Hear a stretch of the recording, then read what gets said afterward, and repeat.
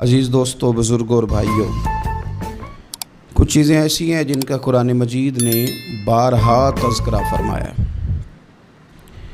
قرآن پاک کسی چیز کا ایک بات بھی ذکر کر دے تو وہ چیز ہمارے لیے دستور حیات اور منشور زندگی بن جاتی ہے۔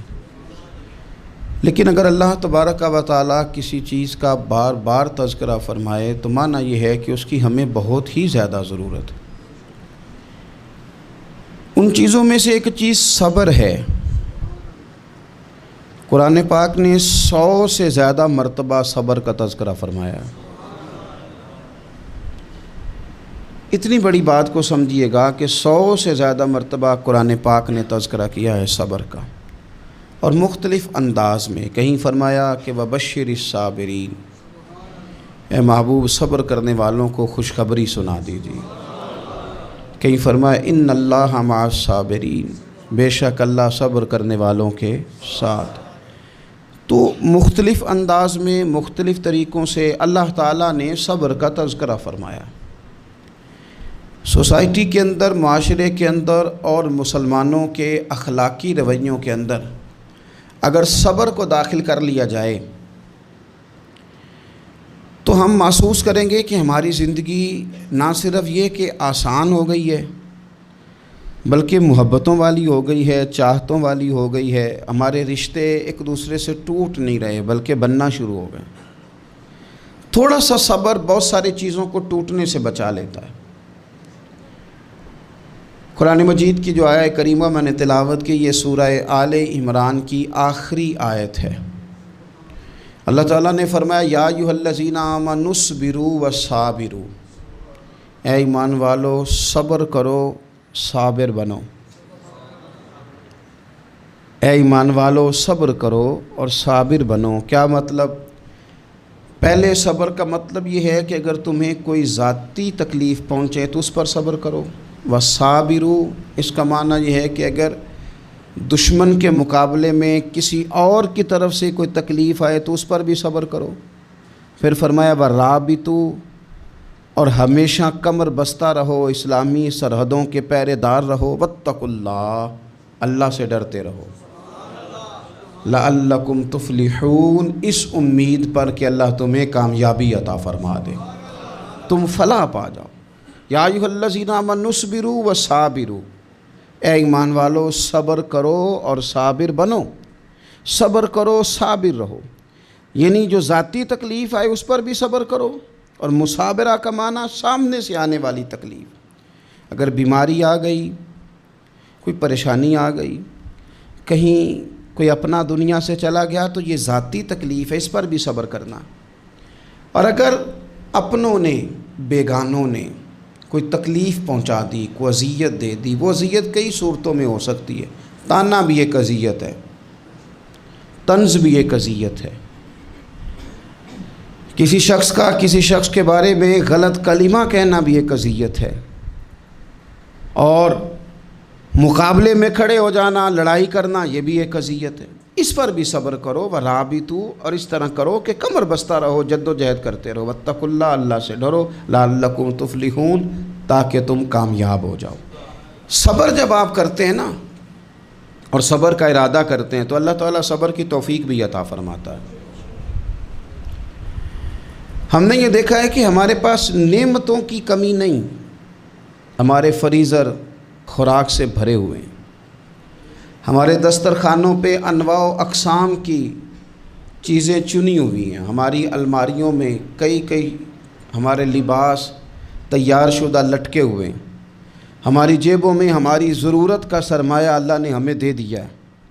لیکن اس کے باوجود جو لوگ ایک دوسرے سے پیار نہیں کر پا رہے، جو ایک دوسرے کے قریب نہیں جا پا رہے، تو اس کی وجہ یہ ہے کہ صبر نہیں رہا، حوصلہ نہیں رہا، کسی چیز کو برداشت کرنا ہمارے مزاج کا حصہ ہی نہیں رہا۔ اور پھر چونکہ امت مسلمہ نے انقلاب برپا کرنا تھا، دنیا کو پیغام حق دینا تھا، اگر ان کے اندر حوصلہ ہی نہیں ہوگا، اگر انہیں صبر ہی نہیں کرنا آئے گا، استقامت ہی نہیں ہوگی، کہیں رکنا ہی نہیں آئے گا، تو یہ میدانوں کو سر کیسے کریں گے؟ کامیابیاں کیسے ان کا مقدر بنیں گی؟ رمضان المبارک میں بھی ماحول یہ ہو کہ افطاری سے 1 گھنٹہ پہلے نظر پوری ٹک جائے گھڑی پہ، اور تھوڑا سا بھی صبر مشکل ہو، اور رمضان المبارک میں سحری کے وقت میں اگر دہی والی دکان پہ بھی جھگڑا ہی ہو رہا ہو، اور شام کو سامان خریدنے میں بھی اگر بحث ہی ہو رہی ہو، تکرار ہو، جھگڑا ہو، تو پھر سیکھا کیا؟ پھر وہ جو ہمیں تربیت دی جا رہی تھی کہ ہم نے صبر کرنا ہے، تو پھر ہم نے اس میں حاصل کیا کیا؟ حدیث پاک سنیں گے، آپ کی طبیعت بڑی ٹھنڈی ہوگی۔ میرے نبی پاک صلی اللہ تعالیٰ علیہ وسلم ارشاد فرماتے ہیں کہ جو بندہ سوال سے بچنا چاہے گا، ارادہ کرے گا اللہ میں نے کسی سے نہیں مانگنا، فرمایا جو سوال سے بچنا چاہے گا رب اسے سوال سے بچا لے گا، اور جو لوگوں سے بے نیاز ہونا چاہے گا، کہے گا یا اللہ مجھے دنیا داروں کا محتاج نہ بنا، اپنی بارگاہ سے عطا فرما۔ جو لوگوں سے بے نیاز ہونا چاہے گا اللہ لوگوں سے بے نیاز کر دے گا، اور فرمایا جو صبر کا ارادہ کرے گا اللہ اسے صبر کی توفیق بھی عطا فرما دے گا۔ ارادہ تو کرے، پروگرام تو بنائے، توفیق تو اللہ دے گا۔ جو صبر کا ارادہ کرے گا اللہ صبر کی توفیق بھی عطا کر دے گا۔ اور حضور صلی اللہ تعالیٰ علیہ وسلم فرمانے لگے، یاد رکھو کسی بندے کو جو بہترین تحفہ دیا گیا ہے نا، اگر کسی کو کوئی بہترین عطیہ ملا ہے تو پھر اللہ تعالیٰ نے اسے صبر عطا فرمایا ہے۔ یہ بہترین تحفہ ہے، اس سے زندگی سنور جاتی ہے، اس سے انسان باوقار اور مطمئن ہو جاتا ہے، اس سے اس کے شب و روز آسانی سے بیتتے ہیں، وہ دنیا کی پک ڈنڈیوں سے آسانی سے گزر کے اللہ کی بارگاہ عالی مرتبت میں سرخرو ہو کر حاضر ہو جاتا ہے۔ لیکن اگر بے حوصلہ ہو، صبر نہ ہو، پھر نقصان روز بروز بڑھتا ہے۔ اور پھر میرے رسول پاک صلی اللہ تعالیٰ علیہ وسلم ارشاد فرماتے ہیں کہ اصل بات یہ ہے کہ اللہ تعالیٰ نہ کسی بندے کا درجہ بلند کرنے کا ارادہ فرماتا ہے، لیکن اس کے اعمال اس طرح کے نہیں ہوتے کہ اس کا درجہ بلند کیا جائے۔ اب رب کیا کرتا ہے، اللہ تعالیٰ اس کو مال کی، جان کی، اولاد کی کسی مشکل میں ڈال دیتا ہے، اس مصیبت پر وہ بندہ صبر کرتا ہے تو اللہ تعالیٰ اس کا درجہ بلند فرما دیتا ہے۔ اعمال اس قابل نہیں تھے کہ درجات بلند ہوں، وہ اعمال کی بنیاد پر نہیں کر سکتا تھا تو اللہ نے کسی مشکل میں ڈال کے نا اپنے فضل سے درجہ بلند کر دیا۔ اب جو راہ طریقت کا مسافر تھا، جو سلوک کی منازل طے کر رہا تھا، جو اللہ رسول کے قریب جانے چاہ رہا تھا، اس کے لیے کتنی آسانی ہو گئی کہ مجاہدہ تو زیادہ نہ کر سکا، کثرت سے نفلی صوم و صلات کا بندوبست تو نہ کر سکا، تھوڑا سا صبر کیا، رب نے اپنا اور اپنے محبوب کا قرب عطا فرما دیا۔ تو یہ تو آپ صبر کرنے کے لیے جب نکلے ہیں تو آپ نے تو رب رسول کو پا لیا۔ یہ صبر تو وہ والا سفر ہے جس کی جو منزل ہے وہ اللہ رسول کا قرب ہے۔ تو ہم لوگ تھوڑی تھوڑی باتوں میں حوصلہ ہار جاتے ہیں، صبر چھوڑ جاتے ہیں، پریشانی بڑھ جاتی ہے، پتہ نہیں ایسے محسوس ہوتا ہے کہ جیسے یہی بندہ دنیا کا سب سے دکھی بندہ ہے۔ تو ایک تو یہ کہ ذاتی حیثیت سے صبر کرے، ایک یہ کہ پھر دشمن کا جب مقابلہ ہو، آمن نصبرو و صابرو، آپ کا جب مقابلہ سامنے کسی کے ساتھ ہو تو پھر تیر، تلواریں، اسلحہ، بندوقیں یہ نہیں زیادہ لڑتی، میدانوں میں حوصلے لڑتے ہیں، میدانوں میں صبر لڑتا ہے، میدانوں کے اندر توانائیاں لڑتی ہیں۔ میدان کربلا کے اندر کوئی مقابلہ نہیں تھا تیر کا تیر کے ساتھ، تلوار کا تلوار کے ساتھ کوئی مقابلہ نہیں تھا۔ میدان کربلا کے اندر ظلم کا صبر سے مقابلہ تھا۔ فتح کے ڈنکے یزید نے بجائے تھے، جشن ابن زیاد نے منایا تھا، لیکن قیامت تک اللہ نے جو فتح عطا فرمائی ہے تو وہ حسین ابن علی کے صبر کو عطا فرمائی، وہ سیدنا امام علی مقام کے صبر کو ملی۔ عزیز بھائی، صبر ہی ہمیشہ فاتح ہوتا ہے، صبر ہی جیتا کرتا ہے، صبر ہی کامیابیاں دیتا ہے، نتیجے صبر کے نکلتے ہیں، صبر کے حوصلے کے نتیجے ہوتے ہیں۔ ہماری جلد بازی ہمیں شکست خوردہ کر دے گی، ہمارا حوصلہ نہ ہونا ہمیں ہرا دے گا، ہم کمزور پڑ جائیں گے اگر ہم بے حوصلہ ہو جائیں گے۔ سنو، میرے نبی پاک علیہ السلام نے تربیت کی، حضور اپنی امت کو درس دیتے ہیں، حضور فرماتے ہیں پہلے تو کوشش ہی نہ کرو کہ تمہاری دشمن سے لڑائی ہو، اس چکر میں ہی نہ پڑو کہ لڑائی ہو، مسلمان امن والے ہیں، یہ پرامن لوگ ہیں، یہ امن پسند ہیں، یہ داعی امن ہیں، یہ معاشرے میں مومن ہونا امن کی علامت ہے۔ فرمایا پہلے تو یہ پروگرام ہی نہ بناؤ کہ تمہاری لڑائی ہو، اور فرمایا پھر اگر ہو جائے نا تو پھر صبر کے ساتھ مقابلہ کرو، پھر ڈٹ کے مقابلہ کرو، اور پھر یاد رکھو کہ یہ جو جنت ہے یہ تلواروں کے سائے میں ہے، جنت تلواروں کے سائے میں تمہیں ملے گی۔ پھر ڈٹنا سیکھو۔ پہلے تو بات یہ کہ تم یہ ارادہ ہی نہ کرو لڑائی، اور اگر کبھی ہو جائے وہ لوگوں کو بتاؤ کہ ہیں ہم پرامن لوگ، پر دین کے لیے کھڑا ہونا ہو تو پھر ہم سے زیادہ کسی کو کھڑا بھی نہیں ہونا آتا، پھر ہم سے زیادہ کسی کے پاس طاقت بھی نہیں۔ حضرت مولا علی شیر خدا رضی اللہ تعالیٰ عنہ کے زمانے میں کفر کے ساتھ ایک جنگ ہو رہی تھی، تو کافروں نے نا جاسوس بھیجے کہ یار پتہ تو کرو مسلمانوں کی تیاری کس طرح کی ہے۔ تو جاسوس واپس جا کے کہنے لگا سمجھ کوئی نہیں آئی ان کی، وہ تو راہب قسم کے لوگ ہیں، صوفی قسم کے لوگ ہیں، وہ تو کٹے ہوئے ہیں دنیا سے، مسلوں پہ بیٹھ جاتے ہیں، رات کو تو لگتا ہے دنیا سے تعلق ہی کوئی نہیں، لیکن سویرے اٹھ کے میدان میں تلوار لے کے نکلتے ہیں تو لگتا ہے ان سے بڑا مجاہد ہی کوئی نہیں۔ یہ عجیب لوگ ہیں کہ رات کو مسلح پہ بیٹھے ہیں تو لگتا ہے کٹ گئے دنیا، یہ صوفی لوگ ہیں، درویش ہیں۔ یہی مسلمان کی شان ہے، ہو ہلکا یاراں تو برے شم کی طرح نرم، رزم حق کو باطل ہو تو فولاد ہے مومن، ادھر آ ستمگر ہنر آزمائیں تو تیر آزما، ہم جگر آزمائیں، ہم تجھے اپنا حوصلہ بتاتے ہیں کتنا، دیکھ ہمارے حوصلے سے ٹکرا کے دیکھ یہ کتنا طاقتور اور مضبوط ہے۔ تو عزیز بھائی، اگر زندگی میں آپ کو صبر کرنا آ گیا، میں بڑے دنوں سے یہ عنوانات بیان کر رہا ہوں، اور آج تو خصوصی طور پر رمضان شریف کے اس جمعے میں اپیل کرنا چاہتا ہوں آپ سے کہ کمزور باتیں کرنی چھوڑ دیں، مایوسی کے جملے اپنی زندگی سے نکال دیں۔ ہم مسلمان ہیں، آپ بیمار ہو گئے ہیں تو یہ بھی خدا کا فضل ہے، گناہ معاف ہوں گے۔ اگر اللہ تعالیٰ نے فقیر بنا دیا، غریبی آ گئی ہے تو یہ بھی فضل ہے، امیروں سے پہلے جنت میں جائیں گے۔ اگر اللہ تبارک و تعالیٰ نے کسی جگہ آپ کو مکان نہیں دیا اور دوسرے کو دے دیا ہے تو آپ وہ لوگ ہیں جو عظیم سنت ادا کر رہے ہیں سیدنا بلال حبشی کی۔ اگر کسی جگہ کوئی کمزوری آ گئی ہے، کوئی پیچھے رہ گئے ہیں تو یہ خدا کا فضل ہے۔ اللہ تعالیٰ نے چاہا ہمارے لیے جو فیصلہ تو ہم اس پہ راضی ہیں، لیکن اپنی زندگی میں اور شکوے اتنے بڑھا لیے، ہم نے اتنے بڑھا لیے کہ لوگوں سے شکوے کرتے کرتے رب رسول سے بھی شروع کر دیے۔ غلام بھی کبھی شکوہ کرتا ہے، آقا کا بھی شکوہ ہوتا ہے، بندہ بھی کبھی شکوہ کرتا ہے، رب کا بھی شکوہ ہوتا ہے، یہ بھی کبھی ہوتا ہے۔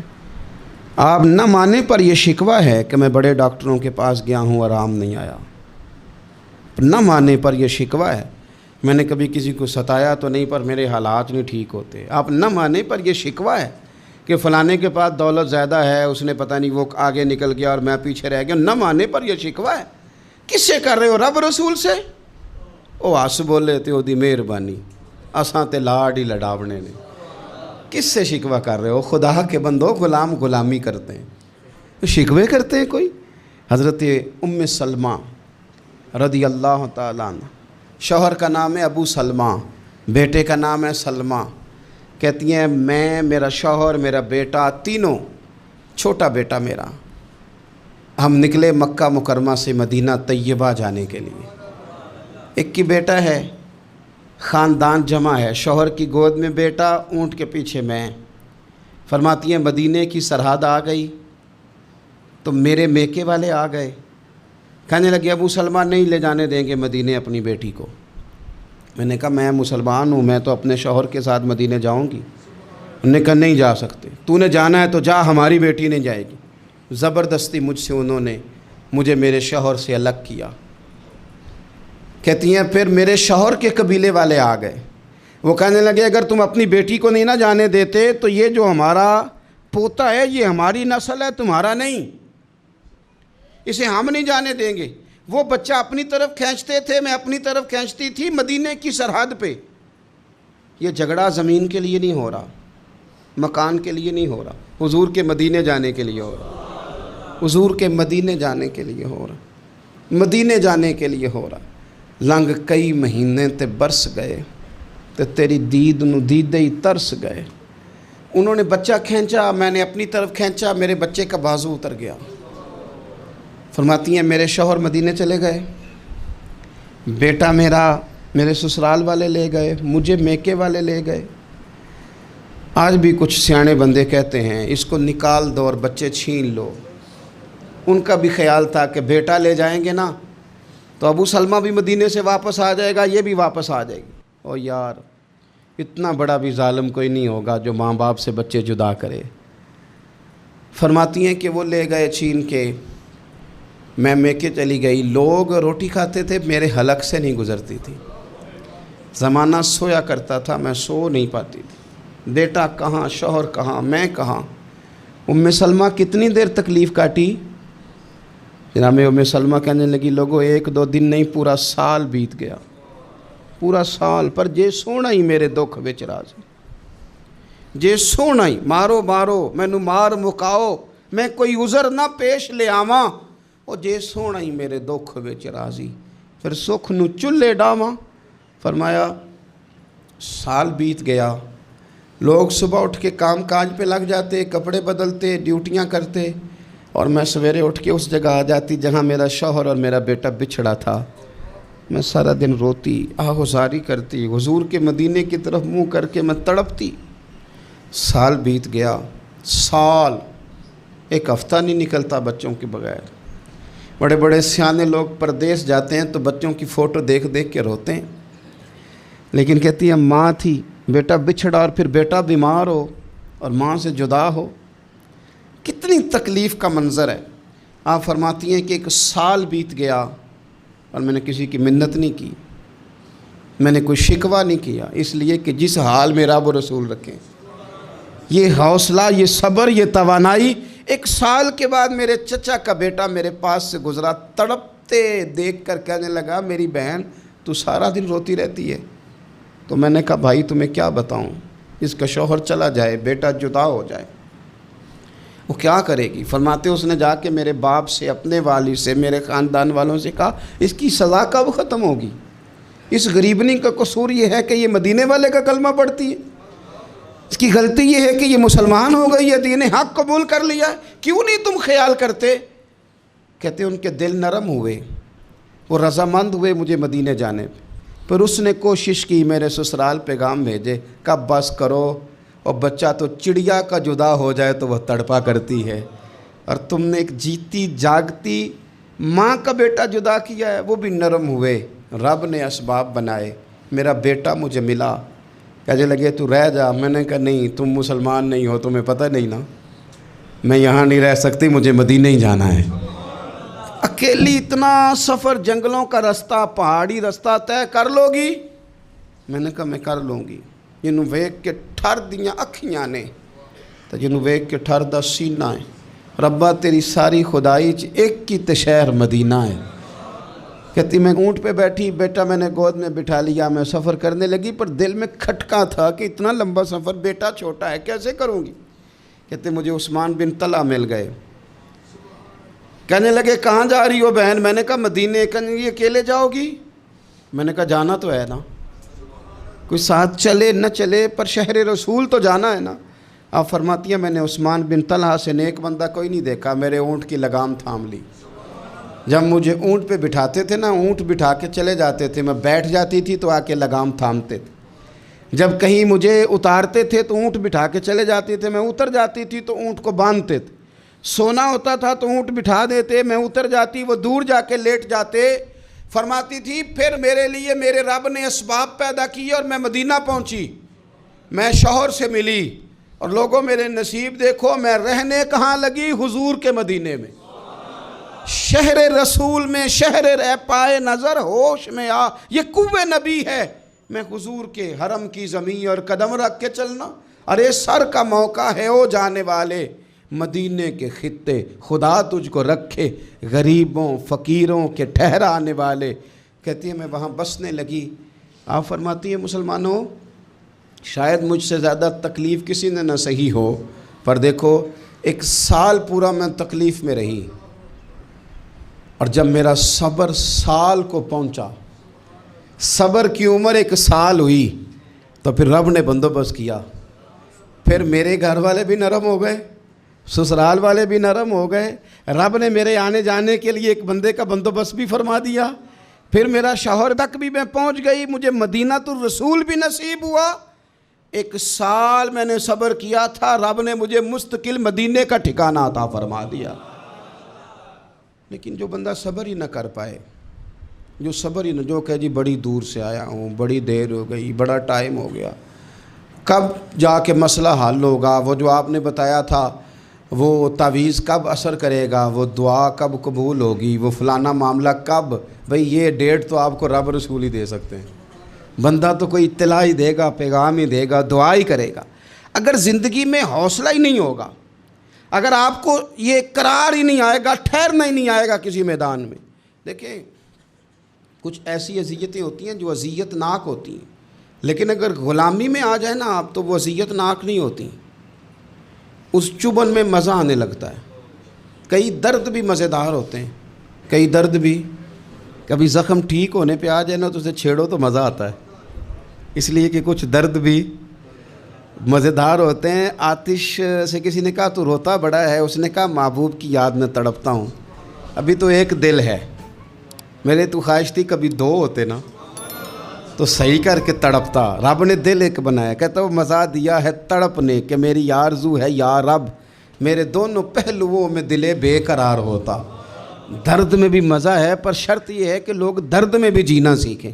ہم نہ آرام میں جینا چاہتے ہیں، پنکھے کے نیچے جینا چاہتے ہیں، کاش کہ ہمیں صحرا میں بھی نیند کا مزہ لینے کا طریقہ آئے، پھر زندگی کے سارے راستے آسان ہیں، پھر اقرار بھی مشکل نہیں۔ لیکن چونکہ حوصلہ نہیں، صبر نہیں، وہ والا قرار نہیں جو ایک مسلمان سے رب رسول کا مطالبہ ہے۔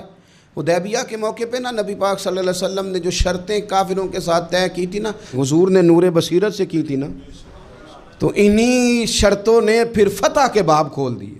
ان فتحنا لک فتحا مبینا۔ ایک شرط یہ تھی کہ اگر کوئی مسلمان مدینے سے مکے آئے گا تو مکے والے واپس نہیں کریں گے، رکھ لیں گے۔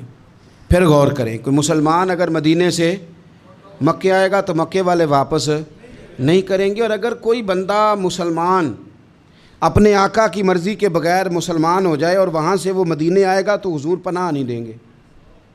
تو میرے بھائی، محبوب کی طرف سے آنے والا نہ صرف سوکھ ہی نہیں قبول کرنا چاہیے، دکھ بھی قبول کرنا چاہیے، دکھ بھی قبول کرنا چاہیے۔ ہمارا یہ مسئلہ ہے کہ ہم نہ میٹھی میٹھی کے قائل ہیں، کڑوی کڑوی کے قائل نہیں۔ اگر وہ کبھی دکھ دے نا تو محبوب کا دکھ بھی سکھ سمجھ کے قبول کرو۔ ہاں اس کی طرف سے کانٹا ہے کبھی تو اسے پھول سمجھ کے قبول کرو، وہ چبھے گا نہیں، انشاءاللہ مزہ ہی دے گا، وہ قبول تو کرو نا۔ تو اب حضرت ابو بصیر رضی اللہ تعالیٰ عنہ ایک صحابی تھے، ایک تو حضرت ابو جندل رضی اللہ تعالیٰ عنہ تھے نا، تو وہ تو حدیبیہ میں آ گئے، حضور مجھے لے جائیں، تو نبی پاک نے فرمایا میں نے وعدہ کر لیا ہے، ان کو بھی حضور نے واپس بھیج دیا۔ اور یہ بیچارے نا اپنے آقا کی جیل توڑ کے مکے سے بھاگ کے مدینے آئے، یا رسول اللہ مجھے قبول کر لے، میں بھاگ آیا ہوں، وہ بڑا ظلم کرتے ہیں، مارتے ہیں، تکلیف دیتے ہیں۔ وہ آئے تو ادھر سے نا اس کے مالک نے 1-2 بندے بھی بھیج دیے رکا دے کے کہ یا رسول اللہ آپ کا تو وعدہ تھا کہ آپ بندہ رکھیں گے نہیں۔ یہ آئے اور رکا بھی آ گیا۔ اب ذرا منظر کو سمجھیں۔ ہمارا تو یہ مسئلہ ہے کہ کہتے ہیں کہ میری 99 باتیں مانی ہیں، ایک نہیں مانی، لہذا میرا تعلق ہی کوئی نہیں۔ لیکن یہاں کیا کیفیت ہے؟ بندہ رو رہا ہے، تڑپ رہا ہے، حضور میں مار سے بچتا ہوا آیا ہوں، جیل توڑ کے آیا ہوں، مجھے قبول کر لیں۔ ادھر رکا آ گیا کہ آپ کا وعدہ تھا رکھیں گے نہیں۔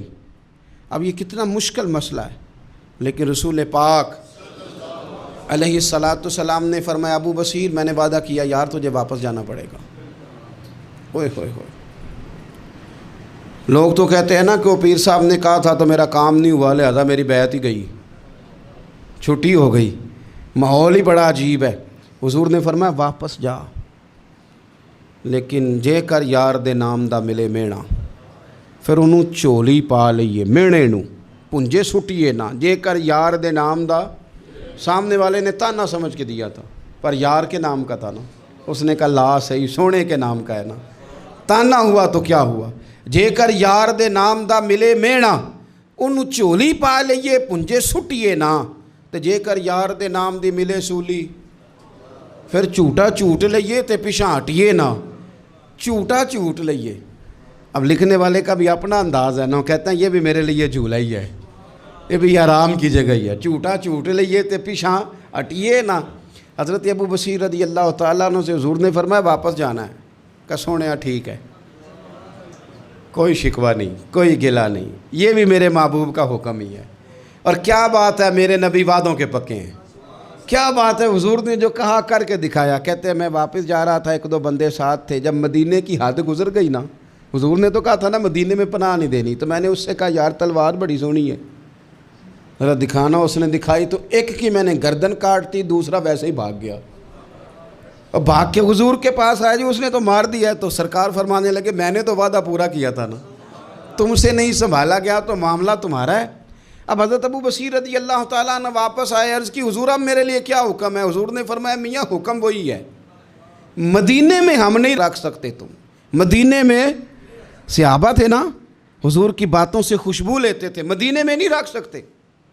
حضرت ابو بصیر کہتے ہیں میں مدینے کی سرحد سے نکل گیا، اس جگہ چلا گیا جو نہ مکے کی ریاست میں تھا نہ مدینے کی، ایک مقام ایس تھا جہاں میٹھے پانی کے کنویں تھے، وہاں رہنے لگا۔ حضرت ابو جندل کو پتہ چلا کہ ایک نیا ٹھکانہ بن گیا، وہ بھی جیل توڑ کے آ گئے، 70 بندے آ گئے، وہاں سے قافلے گزرتے تھے کافروں کے، یہ بھی مسلمانوں کو تنگ کرتے تھے، اگر مکے سے کوئی قافلہ گزرتا تھا تو ہم نے بھی ان کو پکڑا، کافر کا مال مال غنیمت اسباب بن گیا۔ اور وہ جب قافلہ لے کے آتے تھے تو ڈرے ہوتے تھے، اور ان کو تو ستایا تھا نا، کہتے ہمیں ستایا بڑا تھا، ہم تو انقلابی بن گئے تھے، ہم تو رکھ لیتے نا، بڑی منت کرتے، بڑی جان مشکل سے چھڑاتے، 70 بندے ہو گئے، پھر 300 ہو گئے۔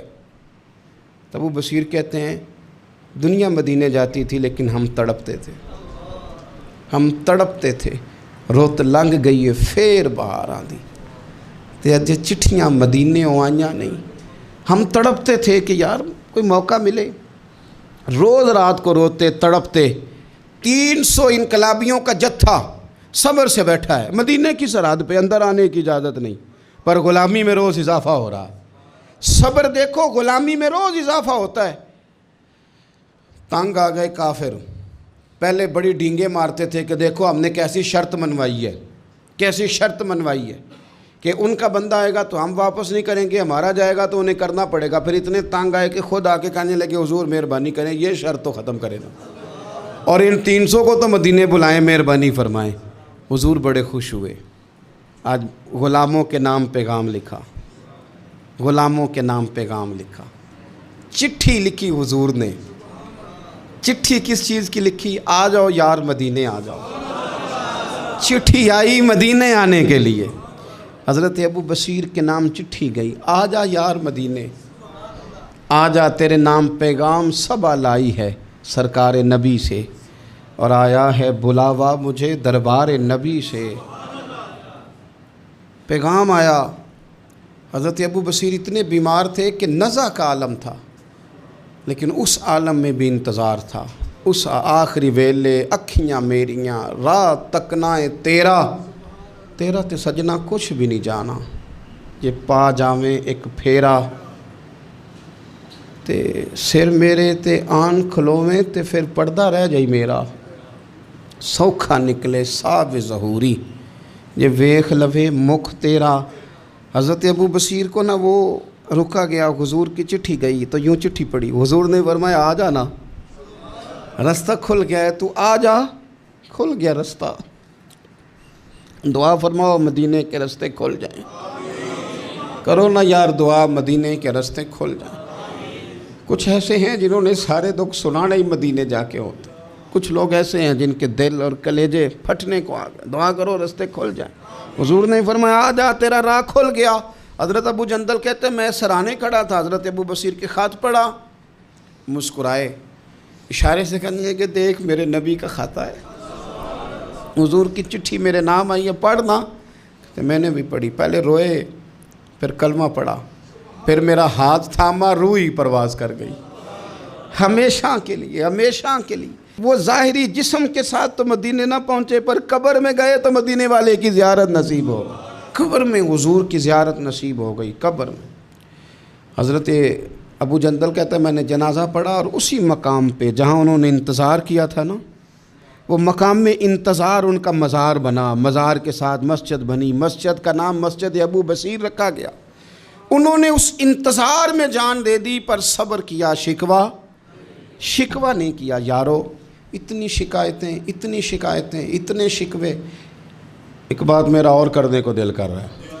ایک صحابی تھے حضرت عاصم بن ثابت رضی اللہ تعالیٰ عنہ، جنگ احد میں نا حضور کے ہاتھ پہ موت کی بیعت کی، جنگ احد میں بیعت کی، سونیا تیرے نام پہ مرنا، ڈٹ کے لڑے۔ سلافہ بن سعد کے 2 بیٹے بدر میں قتل کیے انہوں نے۔ اس نے قسم کھائی کہ معاذ اللہ میں ان کا سر منگا کے تو ان کی کھوپڑی میں شراب پیوں گی۔ سلافہ بن سعد نے یہ قسم کھائی کہ میرے 2 بیٹے قتل کیے ہیں، میں ان کی کھوپڑی میں شراب پیوں گی معاذ اللہ۔ ایک قبیلہ غزیل تھا، انہوں نے احد کے بعد حضور سے کہا کچھ قاری ہمیں دے دیں، ہم نے قرآن سیکھنا ہے۔ تو نبی پاک نے کچھ بندے بھیجے تو عاصم بن ثابت کو بھی بھیجا، لیکن انہوں نے دھوکہ کیا، وہاں جا کے ان کو گرفتار کر لیا۔ جب گرفتار کر کے مکے والوں کے ہاتھ بیچنے لگے تو حضرت عاصم بن ثابت نے تلوار نکال لی، فرمانے لگے میں کافر کا قیدی ہو کے جینے سے بہتر ہے شہادت کی موت مر جاؤں۔ کافروں کا قیدی لڑے اور فرمانے لگے میرے کمان میں تیر باقی ہے، میں لڑوں گا اور اتنا لڑوں گا کہ تمہیں پتہ چلے گا مجھے لڑنا آتا ہے۔ اور فرمایا میں صبر کروں گا اور صبر کر کے دکھاؤں گا، میں ڈٹوں گا اور تمہیں ڈٹ کے۔ اکیلا بندہ میدان میں ڈٹ گیا، اکیلا۔ جب تیر ختم ہو گئے تو پھر نیزہ نکال لیا۔ یہ بات آپ کو اس لیے سمجھا رہا ہوں کہ کچھ لوگ کہتے ہیں جی میں اکیلا کیا کروں، تو یہ آخر میں یاد رکھیں کہ صبر آپ نے کرنا ہے چاہے اکیلے بھی رہ جائیں، حوصلہ کرنا ہے چاہے اکیلے بھی رہ جائیں۔ اکیلے لڑے، تیر ختم ہو گئے تو نیزہ نکال لیا، خوب لڑے۔ اب اس نے قسم کھائی تھی کہ میں نے ان کی کھوپڑی پہ معاذ اللہ کھوپڑی منگانی ہے، سار منگانا ہے، اور یہ جو لے جا رہے تھے دھوکے کے ساتھ یہ بھی بیچنے لے جا رہے تھے۔ تو جب تھک گئے نا اور چاروں جانب سے جسم میں تیر پہ وسط ہو گئے تو دعا مانگی، اکیلا بندہ اور صبر کا مقام، دعا مانگی، کہا اے اللہ میں نے آخری دم تک تیرے دین کی حفاظت کی ہے، اب تو میرے جسم کی حفاظت کرنا، ان کے ہتھے نہ چڑھ جائے میرا جسم۔ حضرت عاصم بن ثابت رضی اللہ تعالیٰ عنہ شہید ہو گئے۔ کافر قریب گئے جسم پکڑنے کے لیے، گرفتار کرنے کے لیے، سر کاٹنے کے لیے، تو شہد کی مکھیاں آ گئیں، پورے جسم پہ قبضہ کر لیا۔ قریب جاتے تو مکھیاں لڑتی، کہنے لگے پیچھے ہٹ جاؤ، شام ہوگی نا توڑ جائیں گی، پھر ہم سر کاٹ لیں گے۔ شام تک چاروں جانے بیٹھے رہے، نہ کوئی ہوا آئی، نہ کوئی بادل برسا، نہ کوئی طوفان آیا۔ شام کو انہوں نے اٹھانا تھا، ایک ریلا آیا پانی کا، اور جناب عاصم بن ثابت کی لاش مبارک کو بہا کے لے گیا۔ میرے رب نے اس میدان میں بھی یہ بتلایا کہ جو صبر کرے نا رب اس کے جسم کی بھی حفاظت فرمایا کرتا ہے، کہ جسموں تک کی آخری دم تک اللہ کی مدد ان کے سامنے حال رہتے۔ ربنا افرغ علینا صبرا وثبت اقدامنا فانصرنا علی القوم الکافرین۔ آخر دعوایا ان الحمد للہ رب العالمین۔